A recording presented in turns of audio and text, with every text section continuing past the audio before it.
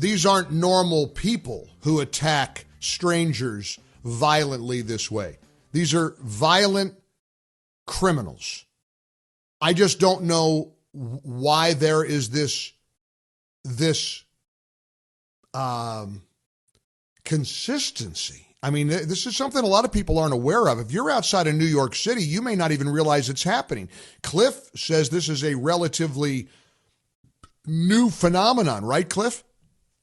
Yeah, Mike, thanks for taking my call. I'm Black. This is something that's relatively new, and so, but before I go there and give you my explanation, but what about the attacks from white America historically on Black people? Sure. For example, we have Tulsa and we have Rosewood.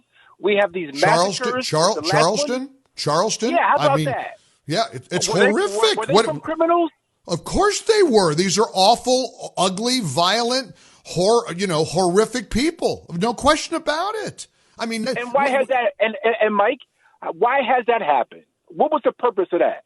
Well, it's the same purpose, I guess, where we're seeing Black people assault Asians or Jews or whites or other Blacks, or Black-on-Black violence in Chicago. How many people were killed over Memorial Day weekend in Chicago with Black-on-Black violence? You're not going to get an argument from me, Cliff. My question is, how is Black-on-Black crime affecting and impacting and causing misery to white people? I'm just trying to figure that out.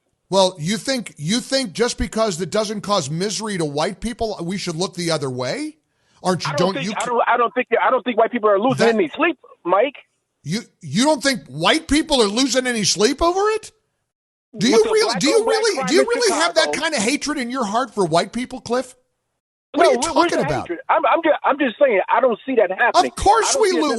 Why do you think we keep bringing up Black-on-Black violence in America, Cliff? If we didn't care about it, I'd never bring it up. I think you keep bringing it up. I think you keep bringing it up because you want to put the fact that the majority of criminals in this country are Black people. That's what I believe that's the point you want to get across. However, Mike, the majority of people shot and killed by white police officers are white people. Correct? I mean, first of all, statistically, you're right. The majority of criminals in America are Black. There's also a socioeconomic factor that's applied to that. We all know the fatherlessness in the Black community. We all know about. I got that. We get all that. So there's no. You're picking an argument with somebody who doesn't have any interest in arguing with you. I want you to help me. Hang on. No. I got 1 minute. I need to see if you can give me some clarity on this. Why do you think there's a rash of Black Americans assaulting Asians and Jews? Well, I tell you what. Ask the senator, Uncle Tim. He might have a good answer. What a disgusting slur that is. Hold up, go away. Go get off my phone. Get off my phone, Uncle Tim. You're disgusting. It's too bad. And isn't it sad? Because he does have a lot of hatred in his heart, and he can't even have a rational conversation.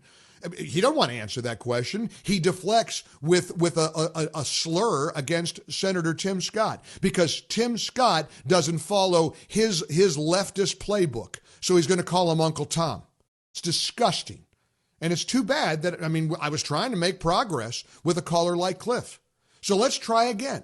Give me some insight on why you think there is a wave of Black on Asian or Black on Jewish crime in America.